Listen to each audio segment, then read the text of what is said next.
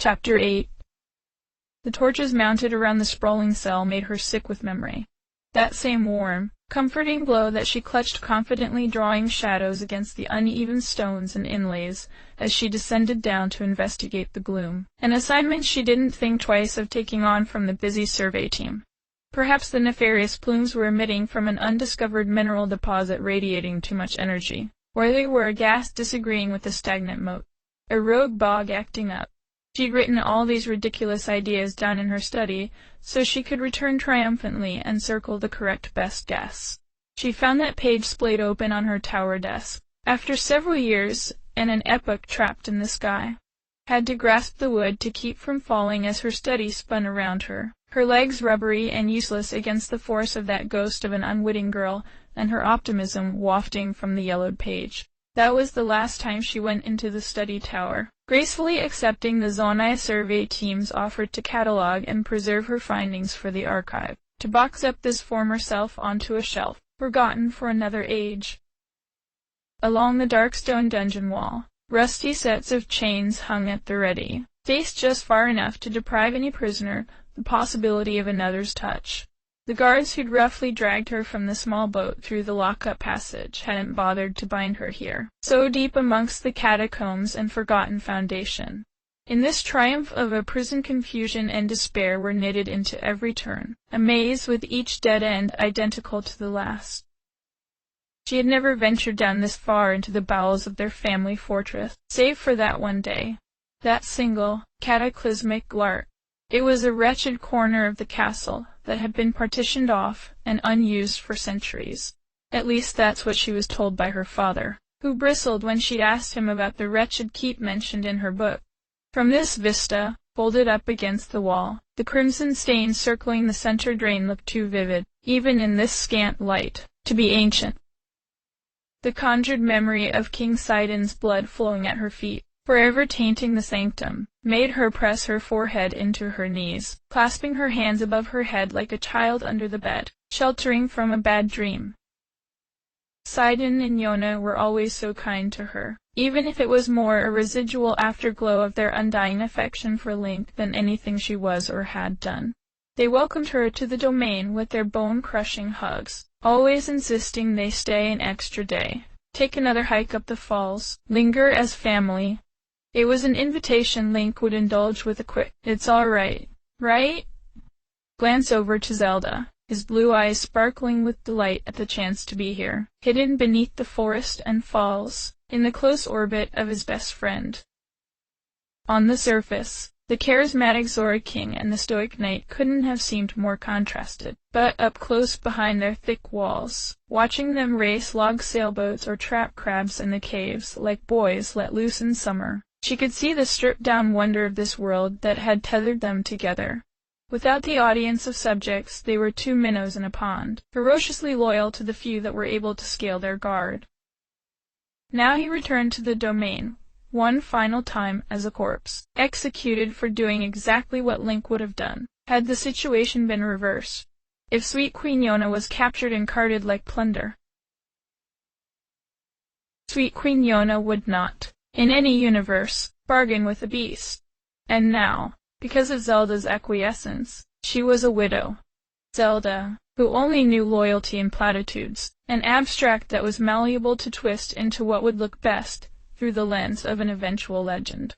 The dragon savior princess, the captive martyr queen.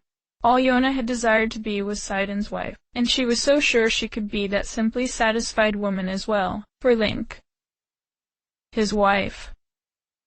Wife. She breathed the word into her knees, the warm exhale tangled in the dress fibers, hot on her cheek. A crowning of a king and queen superseded any other traditions or ties in the land. Once they ascended to power, they were just as tethered to each other as they were to the crown. She spread her hand across the jewels locked around her neck, the cold gloom stone humming at the heart of her palm. The lofting shape flared up above her collarbone, snaking around her throat and hugging it snugly. It wasn't a necklace. It was a collar, a gleaming shackle masking as luxury, her wedding gift. Clap, clop, clap. Her head shot up from its resting place. She had been alone for what had to be hours since the Gerudo guards left. They'd thrown their laughter off the stone walls as they walked away from the cell, cackling all the way back to their tiny ferry, making an extra show of how abandoned she was now. Clap, clop, clap. Almost mistakable for the sound of dripping water painstakingly carving through solid stone. But no, it was coming closer. The crystallized gloom shone blood-red in the darkness as if ignited, pressed against her jugular. She could swear it was vibrating. Clop, bot, what? Clap, bot. Clop.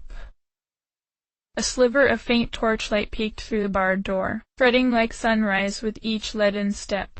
The unmistakable contour of Ganondorf's form filled the entry, seizing her heart with dread but also the slightest, most curious relief. At this depth, the presence of anyone was a respite from the void of no one. "I'm sorry to keep you waiting," he said as he stooped to fit inside, his eyes flickering with an unnerving sense of joy. He aimed the torch to the floor, extinguishing it against the damp stone, letting it slowly sizzle in anguish as the light died. Between the observation balcony's wave and this prisoner visit he'd changed into a black silk robe mirroring the uniform of his most trusted guards. It strained against the broadness of his shoulders and chest, contouring to the muscle he carried with self-assured grace. He was a creature who'd known nothing but strength and power, and the ease with which he wielded it was disarming. His sure-footed saunter through the darkness sent her reeling back 10,000 years, to the visit she'd witnessed in King Rora's court, how he dwarfed the imposing Zonai monarch, making his warriors look like toy soldiers lined up by a child. The conspiratorial smile Queen Sonia had shot Zelda's way as Ganondorf kneeled at her feet, an attempted joke that only served to make the young princess blush. He paused just shy of her reach, crossing his arms as he stared down his nose at her. The presumption in his grin drew her hands clasping around her body, feeling inexplicably exposed. The sight cracked his smile wide open as he feasted on every tortuous morsel of her uncertainty. "For souls bound to torment one another for all eternity, we get so little time to talk." In the gap of silence, her most maddening question tumbled out. "How are you possibly here?" He laughed, shaking his head with the amusement normally reserved for watching a pet fail at a trick. "Oh yes, Hyrule's resident librarian. We certainly can't move on to why I came back to your fair kingdom without establishing the exact parameters of how I could be standing before you now. Although it's simple, really. It's the same reason you're not still up there in the clouds, shrieking mindlessly through the sky." He knelt down, sitting casually like a storyteller beside her. "Because it wasn't so much you up there, was it? That mind, that soul, that body, they were all tucked away in the sacred realm for safekeeping. I was no different, except for being revived by some less benevolent forces." He paused a beat, letting the mystery fester. "But unlike you, I wasn't made to sleep. I spent 7 years watching Hyrule, watching you." His index finger traced the line of her jaw, cradling her chin. 7 years is merely a blink for us, isn't it? But that's the strangeness of time. Almost a decade is a long time to sit with your thought, mistakes, yourself. You've been down here a scant evening, and I can already see that contemplation eating alive.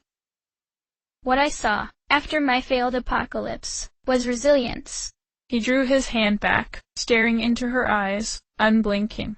"Only a decade after the calamity and its relentless chaos, and Hyrule doesn't merely stand. You scrounged around for every stone and brick and nail, and built your world back. You uncovered its newest riches and oldest treasures. You came so close, so very close, to realizing this world's potential. And then you vanished." "I never vanished," she shot back. "Oh yes, how cruel of me," he snarled, that smirk eating her alive. "You retired. Became what? A milkmaid content to watch her life shrink like her hero's fading glory days?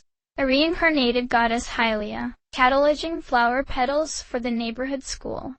The rage I felt watching you resurrect this land, only to leave the resources untapped, the people untamed, the castle stronghold a meeting ground for picnics. You and your pitiful knight moved heaven and earth to ensure that Hyrule wouldn't be mine, only to leave it untethered, without so much as a ruler to see against those who would possess it. It sent me to the brink of madness, until I understood what it was that you needed. The missing piece between what you'd begun and what you were meant for. What you craved to be more than anything in all of time. She held her breath as he leaned in closer, the answer landing as hot exhalation against her ear. To be safe. Safe? The syllable felt filmy on her tongue, a simple wish now confounding. His hands smoothed over her hair in hypnotic rhythm, whisking away the strays falling into her face.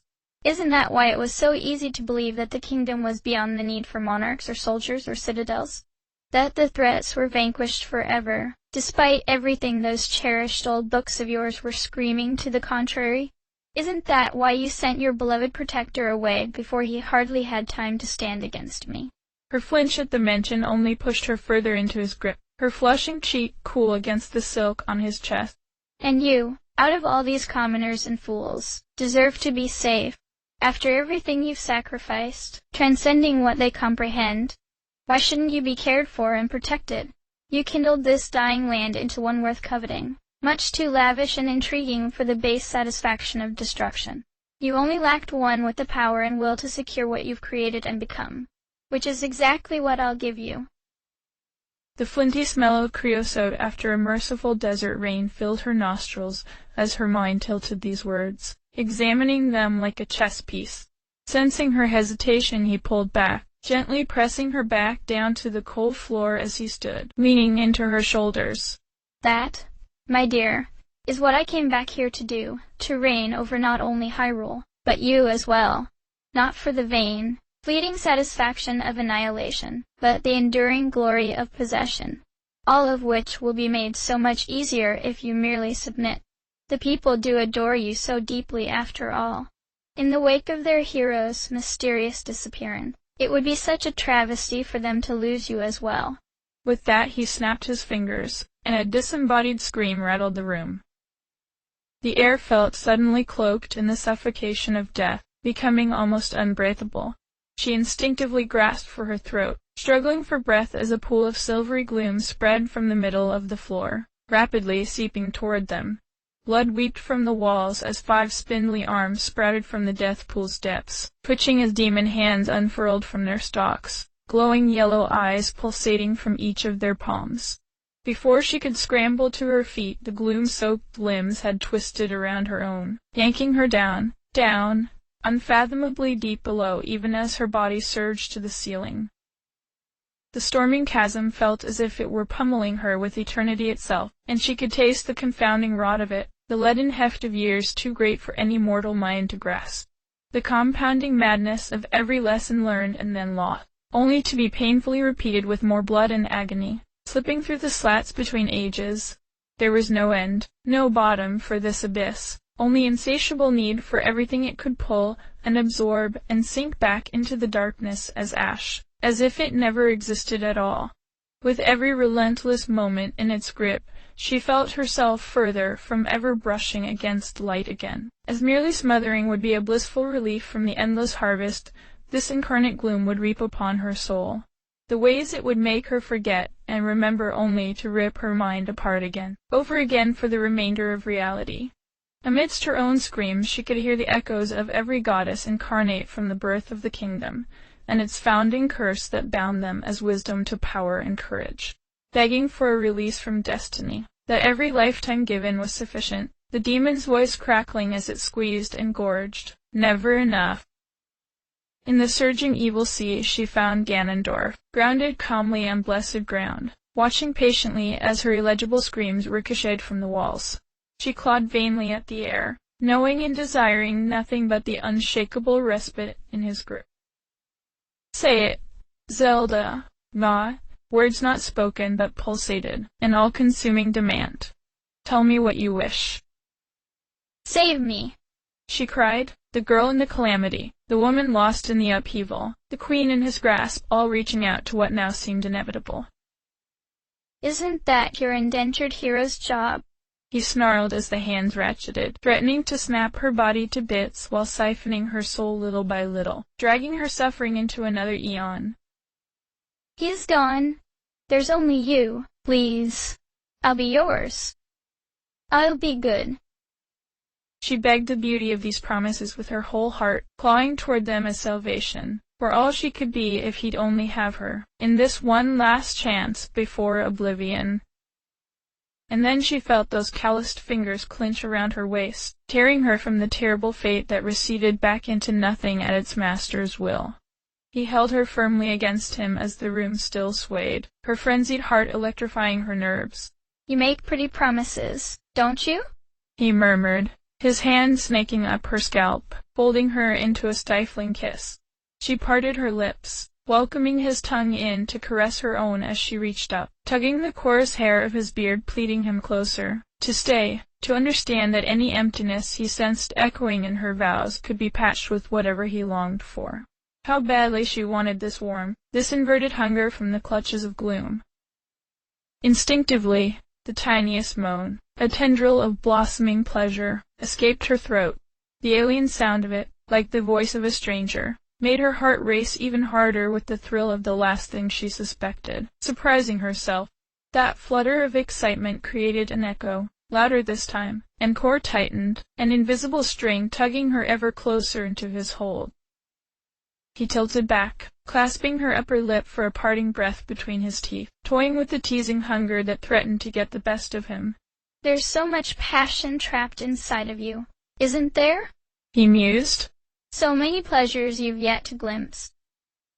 He licked his chops, dewy with the taste of her tender, grateful obedience. He clasped her hands tightly in a single grip, as if ready to lead her out from this hell. But as relief inflated her lungs, his other hand suddenly snapped forward to catch the antique chain from the wall, clamping it around Zelda's trembling wrists like a trap. Wait, what are you? She began, her voice rising as he turned away to the door. Giving you a little more time to think through what's best for you and all that you love, he said, not bothering to turn back. Besides, I want to make sure that you miss me. A deep chuckle, then footsteps, and the echoing nothing returned. End of chapter 2.